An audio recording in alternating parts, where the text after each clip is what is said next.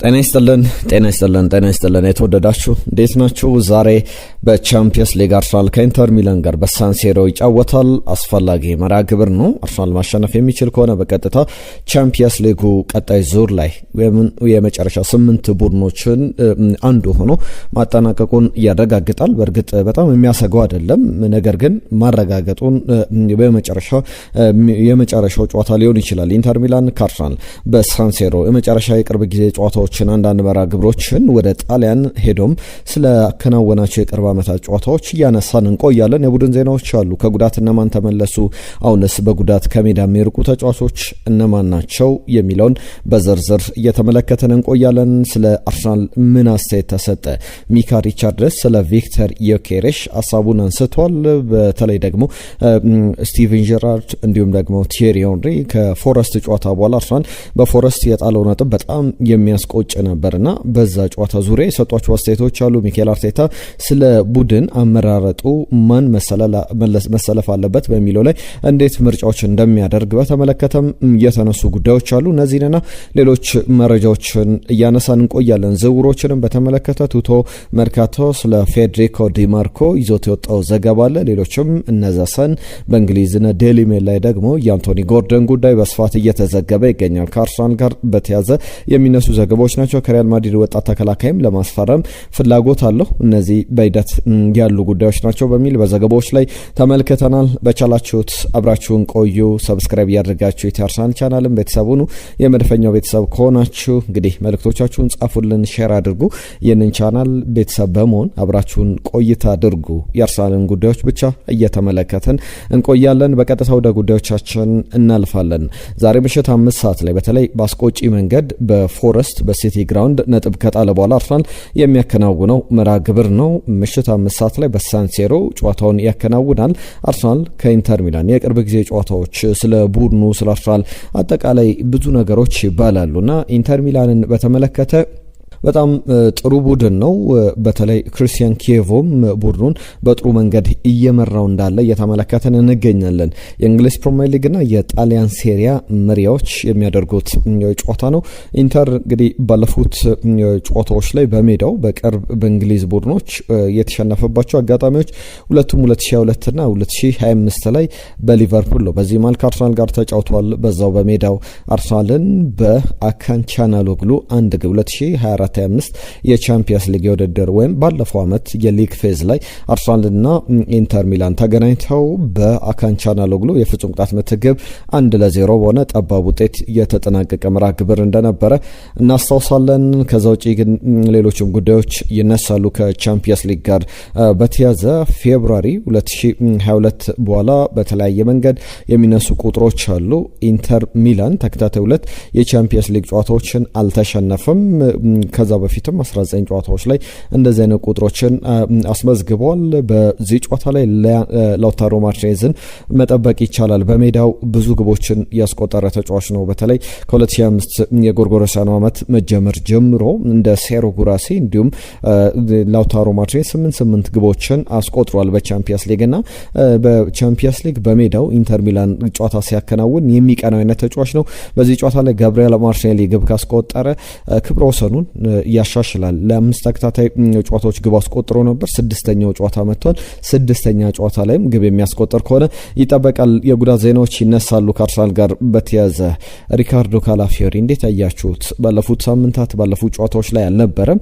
በጣም በአርሰናል በኩል በጣም የሚያስፈልግ አይነት ተጫዋች እንደሆነ በተለይ እሱና ትሮሳርድ የሚፈጥሩት ጥምረት ከትሮሳርድ ጋር ትሮሳርድ ኳሶችን ለመልቀቅ ከተጫዋቾች ጋር 1-2 ለመጫወት በጣም የተመቸ አይነት ተጫዋች ነው። በዛ ቦታ ከሚሰለፈው ጋብሪኤል ማርቲኔሊ በበለጠና ጋብሪኤል ማርቲኔሊ ምናልባት ኤቤሬቺ ኤዜ ሲሰለፍ እንዲሁም ደግሞ ጋብሪኤል ጀሱስ ሲሰለፍ የበለጠ ብዙ ግቦችን ለማስቆጠር የቡድኑ ማጥቃት እንቅስቃሴም የተለየ መልክ አለው። እናንተ ካስተዋላችሁት ደግሞ የትሮሳርድና የሪካርዶ ካላፊዮሪ ጥምረትም ደግሞ በጣም የተለየ ነው። በተለይ ሪካርዶ ካላፊዮሪ እንደ አጥቂ ተከላካዮችን ማርክ እንዲያደርጉት አጥቂዎች ጋር ይገኛል፣ ወደ መሃል ይገባል። በተለይ በተለያዩ ዳይናሚክሶች ለአርሰናል የተለየ አይነት ዳይናሚዝም የሚሰጥ አይነት ተጫዋች ነውና የሱ መጎዳት በጣም አርሰናል ላይ ትንሽ ያቀዘቀዛቸው የማጥቃት እንቅስቃሴዎች እንዳሉ በትክክል በግልጽ መናገር ይቻላል። ለሁሉም ሪካርዶ ካላፊዮሪ በዚህ ጨዋታ ላይ የለም። ፒየሮ ኢንካፔ እሱም በተመሳሳይ በጉዳት ከዚህ ጨዋታ በተመሳሳይ ውጪ ነው። ማክስ ዳውማንም እንዲሁ። ሌላኛው ክርስቲያን ሞስኬራ ነው። ወደ ሜዳ ተመልሷል። ወደ ጣሊያን እንደተጓዘ በአርሰናል ይፋ ገጽ ላይ ተመልክተናል። ወደ ጣሊያን ተጉዟል። በሳንሴሮ በሚደረገው ጨዋታ ላይ ይጫወት የሚኬል አርቴታ የመጨረሻ ውሳኔ ነው። ከኤቨርሰን በተመለከተ እሱም ወደ ጣሊያን ተጉዟል። እስካሁን አልተመለከትነውም። ከጉዳቱ ካገገመ ሳምንታት ተቆጥሯል። ነገር ግን በሚኬል አርቴታ ምርጫ ውስጥ እየገባ አይደለም። የቡድኑ ተጠባባቂ ውስጥ ተቀያሪዎች ውስጥ አንዱ ሆኖ የተመለከትነው ነውና በቀላል በሚባሉ ጨዋታዎች ላይ ተመልክተናል አንድ ጨዋታ። ከዛ ውጪ ግን በፕሪሚየር ሊግ አልተመለከትነውም። አሁን በዚህ በቻምፒየንስ ሊግ ደግሞ እድሎችን የሚያገኝ ከሆነ ከኢንተር ሚላን ጋር እንመለከተዋለን። ኢንተር ሚላን በባለፈው ዓመት አርሰናል ላይ ግብ ያስቆጠረው ካንቻናሎግሉ በዚህ ጨዋታ ላይ አይኖርም።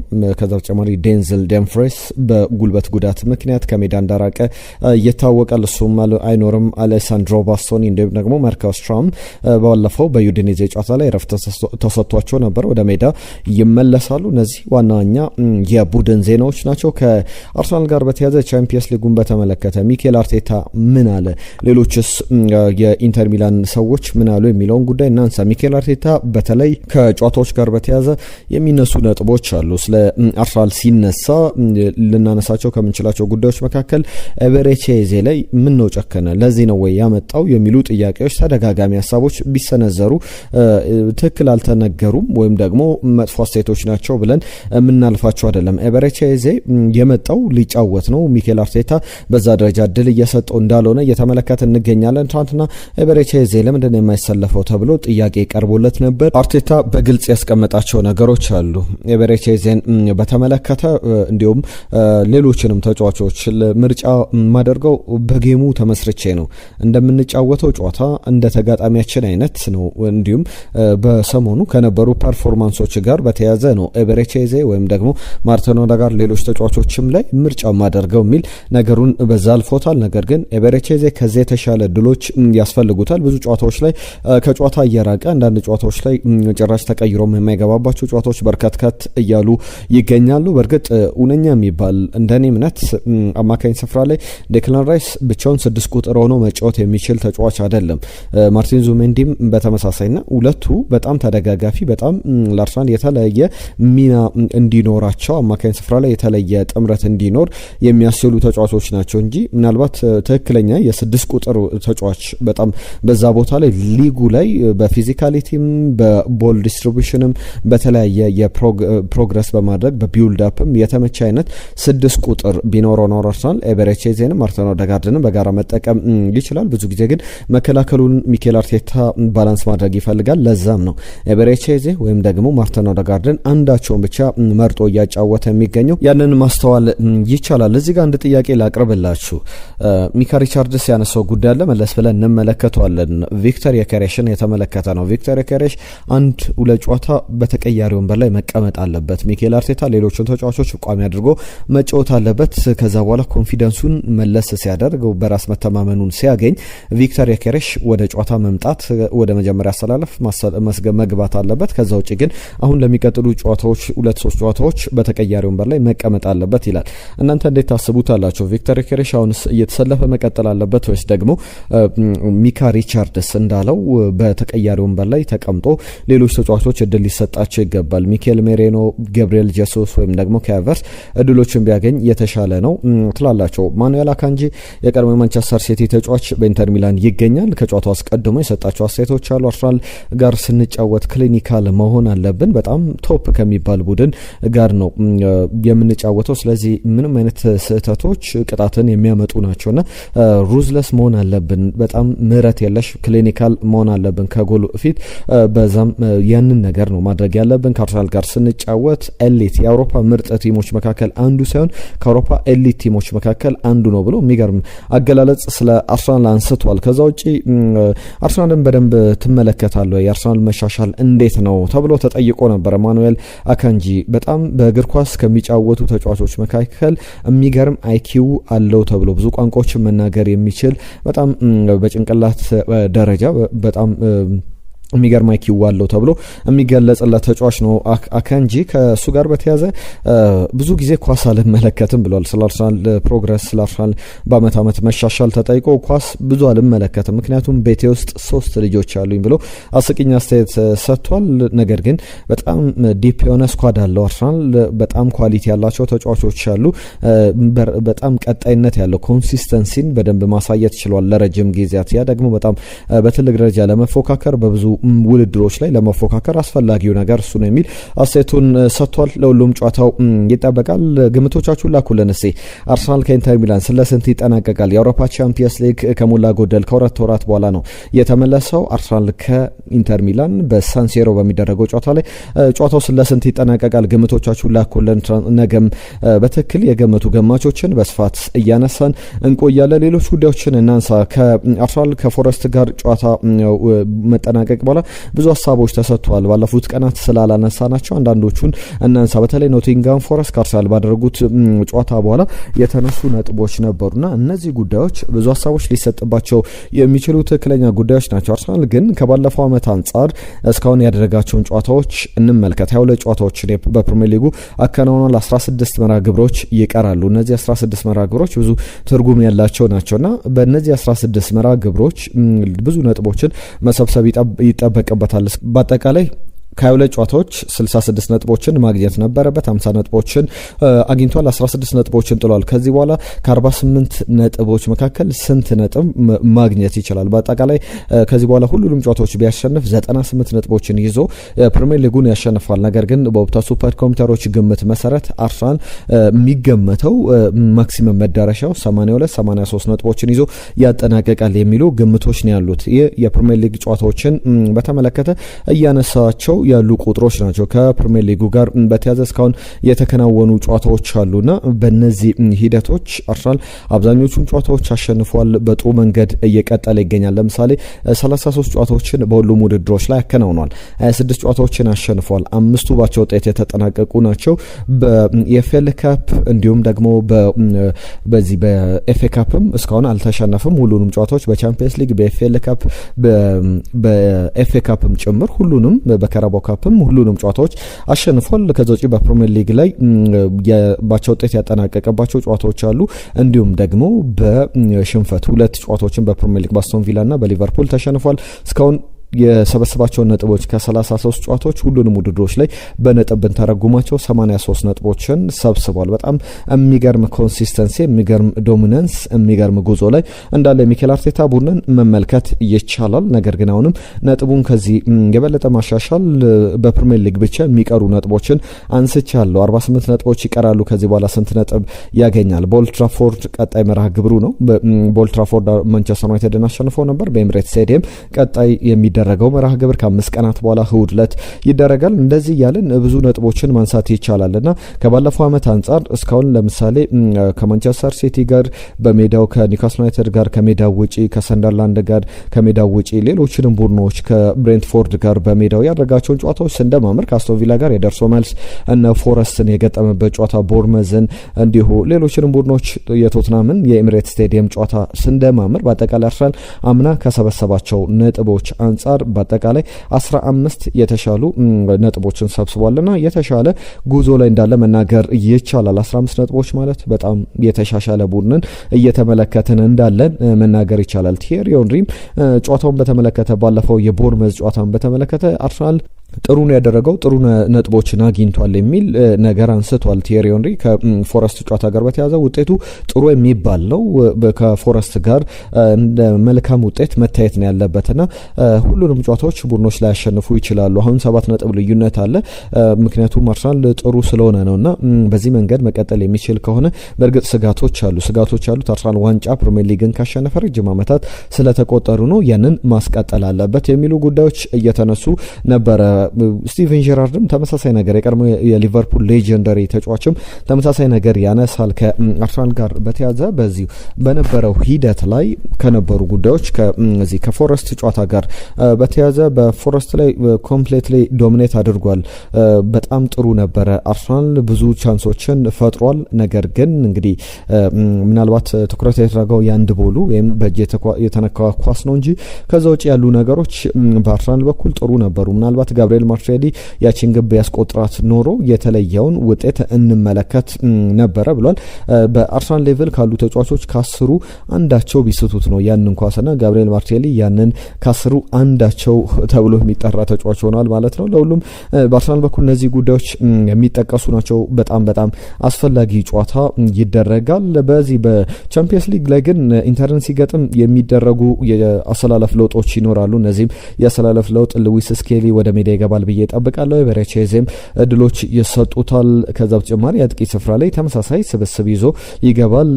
ቡካዮ ሳካ ወደ መጀመሪያ አሰላለፍነት በቻምፒየንስ ሊጉ ልንመለከተው እንችላለን። ከኢንተር ሚላን ጋር በሚደረገው ጨዋታ ቲየሪ ሄንሪ ሚኬል አርቴታን በተመለከተ እንግዲህ ሁለት በቶፕ 4 ላይ መፎካከር የሚችል ቡድን ያለው አሰልጣኝ ነውና እሱም በማመናችን በጣም አትረፈናል እንደ አርሰናል የሚል ነገር ያነሳል። ሌሎች ቡድኖች አሰልጣኛቸውን አሰናበቱ፣ ምን ያገኙ? አርሰናል ግን እሱን ይዞ በመቀጠሉ እንደዚህ አይነት ቡድን ተገንብቶ እየተመለከትን እንገኛለንና በጣም ጥሩ ቡድን ነው። ከሊቨርፑልና ከማንቸስተር ሲቲ የበላይ የሚሆን ቡድን እንዲገነባ ነው የተፈለገው። አሁን ያንን እያሳየ ነው የሚል ነገሮችን አንስቷል። ቅድም ስለ ቪክተር ዮኬሬሽ ሳነሳ ነበረ። ሚካ ሪቻርድስ ያነሳው ጉዳይ ነበረ። ሚካ ሪቻርድስ ምናልባት ይላል ቪክተር አንዱ ለጨዋታዎች ረፍት ቢሰጡትና ወደ ኮንፊደንሱን እንዲያገኝ ረፍት ቢያገኝ ጨዋታዎች ላይ ባይሰለፍ በተቀያሪ ወንበር ላይ ቢቀመጥ ሚኬል አርቴታ ያንን ውሳኔ ቢወስን በጣም ጥሩ ነው፣ ለሱም በራስ መተማመን የሚል አስተያየቱን ሲሰጥ ነበረ። ነገር ግን አንዳንድ የአርሰናል ደጋፊዎች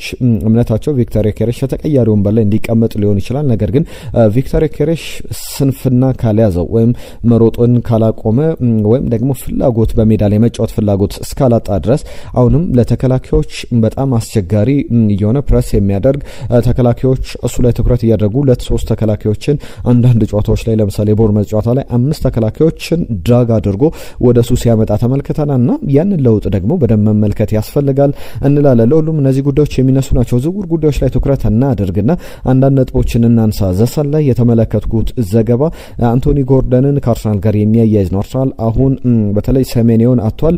በክረምቱ ሴሜኒዮን ማስፈረም ይፈልጋል ሲባል ነበረ። ወደ ማንቸስተር ሲቲ ተዘዋውሯል። በተለይ የማንቸስተር ሲቲ አካሄዶችን በዚሁ ማንሳት ይኖርብናል። የፔፕን ጉዳይ እንዴት ታዩታላችሁ? ከሚኬል አርቴታ ጋር በጣም ግልጽ የሆነ ጦርነት ላይ ያለ ይመስላል። ሚኬል አርቴታ አርሰናል ዋንጫ እንዲበላ የፈለገ አይመስልም። ከዚህ በፊት ለምሳሌ ሊቨርፑል ቢፎካከር በዚህን ያክል ደረጃ ማንቸስተር ሲቲ እየተበለጠም ቢሆን ክረምትን ይጠብቃል እንጂ በጥር የዝውውር መስኮት ትልቅ ገንዘቦችን አይወጣም ነበረ። በዚህኛው የጥር የዝውውር መስኮት ባለፈው የጥር የዝውውር መስኮት ያስፈረማቸው ተጫዋቾችን እንመልከት። ለምሳሌ ባለፈው የጥር የዝውውር መስኮት ላይ ኩሳኖቭን፣ ቪክተር ኤይስን እንዲሁም ደግሞ ኒኮ ጎንዛሌዝን ያስፈረመበት፣ ኦማር ማርሙሽን ያስፈረመበት ወደ 200 ሚሊዮን ፓውንድ የሚጠጋ ገንዘብ ማውጣቱን እናስታውሳለን። በዚህኛው የጥር የዝውውር መስኮት ደግሞ ማርክ ጌን ዝውውር አጠናቋል። አርሰናል በክረምቱ ሚኬል አርቴታም ይፈልገው የነበረው ሊቨርፑል፣ ባርሰሎና፣ ባየር ሙኒክ፣ ሪያል ማድሪድ አይነት በጣም ትልቅ ቡድኖች የሚፈልጉት አይነት ተጫዋች ነበር። ሴሜኒዮንም በተመሳሳይ በዚህ የጥር የዝውውር መስኮት አስፈርመዋል። በክረምት ደግሞ ጃንሉጂ ዶናሩማ፣ ጄምስ ትራፎርድ፣ ኤት ኑሪን አይነት ተጫዋቾችን ቲጃኒ ሬንደርስ፣ ሪያን ቸርኪን አስፈርሟል። በአጠቃላይ በአንድ አመት ከጥር እስከ ጥር 500 ሚሊዮን ፓውንድ በላይ ማንቸስተር ሲቲ ቡድኑን ሪቢልድ ለማድረግ ወጪ አድርጓልና ሚኬል አርቴታ በዚህ ሂደቶች ላይ ግን በጥር የዝውውር መስኮት ብዙ እየተሳተፈ አይደለም። የግድ ከማንቸስተር ሲቲ ጋር ለማፎካከር አንዳንድ ዝውውሮችን ማምጣት አለበትና ዘሰ ላይ የተመለከቱት ዘገባ ለጥር ዝውውር የሚሆን አይደለም። በጥር የሚመጣ ሳይሆን ሰመር ላይ በክረምቱ አርሰናል ሊያስፈርመው የሚፈልገው እንግሊዛዊ የመስመር አጥቂ አንቶኒ ጎርደን ማግረን ከኒውካስል ዩናይትድ እየተባለ እየተነሳ ይገኛል። በያዝነው የውድድር ዘመን እንግሊዛዊው አጥቂ የመስመር አጥቂ 8 ግቦችን አስቆጥሯል፣ 4 አሲስቶችን አድርጓል፣ 12 የግብ ተሳትፎ አለው።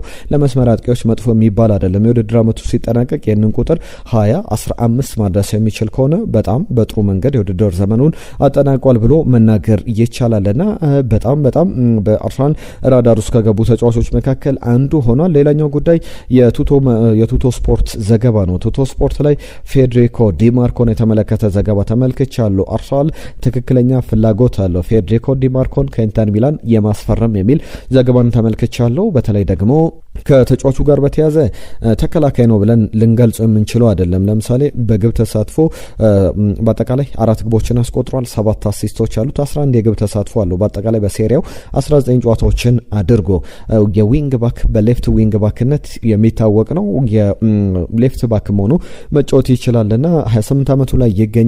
ሳንሴሮን የሚለቅ ከሆነ ከዚህ በፊት እነ ሪያል ማድሪድ፣ ማንቸስተር ሲቲ በቅርብ የዝውውር መስኮቶች ላይ ስማቸው ከዲማርኮ ጋር ከፌዴሪኮ ዲማርኮ ጋር ሲያዝ እንደነበረ ይታወቃል። አሁን ደግሞ የተጫዋች ወደ አርሰናል ሊመጣ የሚችልበት እድል አለ የሚሉ ዘገባዎችን እነ ቱቶ ስፖርት ይዘው ወጥተው ተመልክቻለሁ። ለሁሉም በምን ያክል ደረጃ ለአርሰናል የቀረበ ነው የሚለውን ጉዳይ እናነሳለን። ገብርኤል ጄሱስ አሁንም ደግሞ ደጋግሞ እያነሳ ያለው ጉዳይ አለ። እኔ የአርሰናል ተጫዋች ነኝ፣ በአርሰናል መቆየት እፈልጋለሁ። አሁን መጀመሪያ ታርጌቴ የኔ መጀመሪያ ቅድሚያ የምሰጠው ነገር ሄልዚ ሆኜ ጤነኛ ሆኜ የውድድር ዓመቱን ማጠናቀቅ ነው። ከዛ በኋላ ግን በአርሰናል መቆየት እፈልጋለሁ። እስከ 2017 ድረስ ኮንትራት እንዳለ ይታወቃል። ውሌን ማክበር እፈልጋለሁ። አርሰናል ውል የሚያቀርብልኝም ከሆነ ውል መፈረም እፈልጋለሁ የሚል አስተያየቱን ሰጥቷል። እዚህ የመጣሁት በአላማ ነው፣ ዋንጫ ለማሸነፍ ዘንድሮ የፕሪሚየር ሊግን ወይም የቻምፒየንስ ሊግን ዋንጫ ብቻ አይደለም፣ አንድ ዋንጫ ብቻ አይደለም፣ ብዙ ዋንጫዎችን ለማሸነፍ ነው የመጣሁት ብሏል ጋብሪኤል ጄሱስ። ከአርሰናል ጋር በተያያዘ አሁንም በጣም በተደጋጋሚ እየተነሳ ያለው ጉዳይ ሌላኛው በዝውውር የቪክቶር ቫሌ ጉዳይ ነው። ቪክቶር ቫሌ ባነስ የሪያል ማድሪድ ተከላካይ ነው። በጣም ወጣት ተጫዋች ነውና አንድሪያ ቤርታ በሌፍት ባክ ቦታ ላይ እንዲሁም ደግሞ ሌፍት ሴንተር ባክ ሆኖ መጫወት ይችላል። ሁለቱም ቦታዎች ላይ መጫወት የሚችል የጋብሪኤል ማጋሌሽ ረጅም ጊዜ ተተኪ ሆኖ ወደ አርሰናል ሊመጣ የሚችል ተጫዋች ነው በሚል በብዙ ዘገባዎች ላይ እየተመለከትን እንገኛለን። በእርግጥ በዚህ ቦታ ላይ አርሰናል እቅዱ የነበረው ጀርሚ ዣኬት ነው። ይህ በቼልሲ የተነጠቀ ተጫዋች ሆኗል ማለት ይቻላል። ፐርሰናል ተርምን በደሞዝ በጥቅማ ጥቅም ጉዳዮች ከቸልሲ ጋር ስምነት ላይ ደርሷል። 65 ሚሊዮን ዩሮ ቸልሲ ይከፍላል ተብሎ ይጠበቃል። ነገር ግን ሬንስ የጠየቀው ክፍያና ቸልሲ 50 ሚሊዮን ዩሮ አካባቢ ነው። ልዩነቱ በጣም ጠባብ ነውና ቸልሲ ከክለቡ ጋር ድርድር እያደረገ ይገኛል። የመጨረሻ ሂደቶች ብቻ ይጠበቃሉ። አዲሱ ጋብሪኤል ማጋሌሽ እየተባለ የሚጠራው በጣም ፈጣን ነው። ከኳስ ጋርም የተረጋጋው ጀርሚ ዣኪያ ወደ አርሰናል ይመጣል ተብሎ ሲጠበቅ ነበር። በመጨረሻም የቸልሲ ተጫዋች ሊሆን ተቀርቧል። ኦሌግዛንደር ዚንቼንኮም ከፎረስት በቀጥታ ወደ አርሰናል ተመልሶ ወደ አያክስ አምስተርዳም ዝውውሩን ያጠናቀቀ ተጫዋች ሆኗል። እነዚህ ጉዳዮች አርሰናልን በተመለከተ የሚነሱ ናቸው። ክቡራትና ክቡራን ኢንተር ሚላን ከአርሰናል ግምቶቻችሁን ላኩልን። ባነሳናቸው ጉዳዮች የቪክተር ዮኬሬሽ ጉዳይ ላይ ስለ ማንቸስተር ሲቲ ዝውውሮችም ሀሳቦቻችሁን ላኩልን። ነገም እንመለስበታለን፣ እንወያይበታለን። አዳዲስ ጉዳዮች ይዘን እንመጣለን። ከጨዋታ በኋላ ከድል በኋላ እንገናኛለን ብዬ ተስፋ አደርጋለሁ። ግምቶቻችሁን ላኩልን። አዳዲስ መረጃዎችን ይዘን እንመጣለን። ኢትዮ አርሰናል ቻናልን ሰብስክራይብ አድርጉ። ቤተሰብነታችሁን አሳዩን። እንደምንፈልገው ቪዲዮቻችን እየታዩ አይደለም፣ ሰብስክራይብ አስደርጉልን። ለአርሰናል ደጋፊዎችም ሼር አድርጉልን። እናመሰግናለን። የዛሬን እዚህ ላይ ያበቃን። ጤና ይስጥልን።